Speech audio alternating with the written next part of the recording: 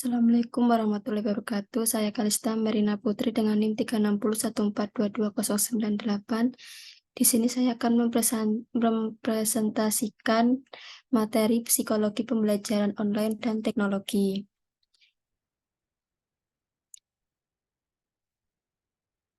Pembelajaran online telah menjadi bagian integral dalam pendidikan modern, memungkinkan akses global dan fleksibilitas. Namun, peran psikologi dalam penggunaan teknologi untuk pembelajaran sangat penting. Psikologi pembelajaran online membahas bagaimana orang belajar melalui platform online, mempertimbangkan faktor-faktor psikologi seperti motivasi, konsentrasi, dan interaksi. Sementara itu, teknologi dalam konteks pembelajaran adalah tentang bagaimana alat, aplikasi, dan platform digital dapat mempengaruhi cara kita belajar, mengakses informasi, dan berinteraksi dalam proses pendidikan. Selanjutnya ada dampak psikologis pembelajaran online. Yang pertama, motivasi dan keterlibatan. Bagaimana motivasi siswa dipengaruhi oleh lingkungan pembelajaran online dan teknologi yang digunakan. Yang kedua, konsentrasi dan fokus. Tantangan mempertahankan konsentrasi dalam lingkungan digital yang penuh dengan gangguan. Yang ketiga, ada interaksi sosial. Peran interaksi sosial dalam pembelajaran online dan penggunaan teknologi untuk memperkuat koneksi antara siswa. Selanjutnya ada strategi psikologis untuk pembelajaran online.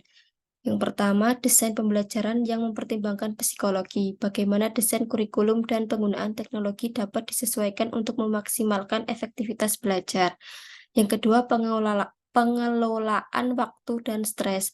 Strategi untuk membantu siswa mengelola waktu dan stres dalam lingkungan pembelajaran online yang dapat menjadi cenderung meningkatkan tekanan. Yang ketiga, penguatan kemandirian belajar. Bagaimana teknologi dapat digunakan untuk meningkatkan kemandirian siswa dalam proses belajar. Selanjutnya ada kendala perkuliahan online. Perkuliahan menggunakan metode online ini kurang efektif karena banyak dari teman-teman ketika perkuliahan berlangsung tidak on kamera, sehingga kita tidak tahu apakah yang tidak on kamera tersebut menyimak pembelajaran atau tidak. Hal tersebut juga akan berpengaruh terhadap pemahaman peserta didik, karena yang mempertimbangkan belum tentu paham, apalagi yang sama sekali tidak memperhatikan. Yang kedua, perkuliahan secara online juga sering mengalami banyak gangguan, salah satunya yaitu jaringan. Yang terakhir, ada kalanya pembelajaran melebihi batas jam yang telah ditentukan, sehingga terkadang siswa terlambat masuk pada jam pembelajaran selanjutnya. Selanjutnya ada perkuliahan online efektif. Agar perkuliahan online efektif, ada 3 teori, yaitu yang pertama, konstruktivisme, membangun pengetahuan melalui pengalaman dan refleksi.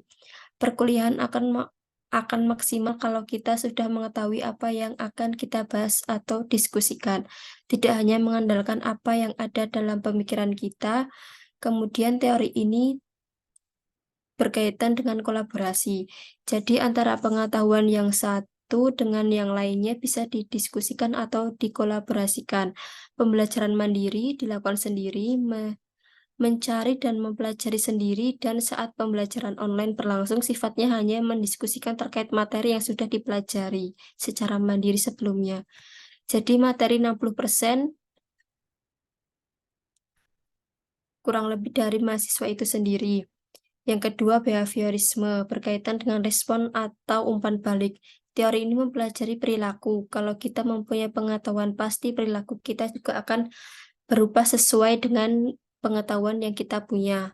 Penilaian, penugasan, dan ujian. Yang terakhir ada kognitivisme, berkaitan dengan pemahaman atau pengetahuan. Semakin banyak kita mendapatkan input-input pengetahuan, kita akan mudah dalam melaksanakan pembelajaran online. Yang terakhir ada evaluasi dan penyesuaian, pengukuran kesejahteraan psikologis. Metode evaluasi untuk memahami kesejahteraan psikologis siswa dalam konteks pembelajaran online. Yang terakhir, penyesuaian berkelanjutan. Bagaimana penggunaan teknologi dapat disesuaikan secara kontinu untuk memperbaiki pengalaman belajar. Sekian yang dapat saya sampaikan.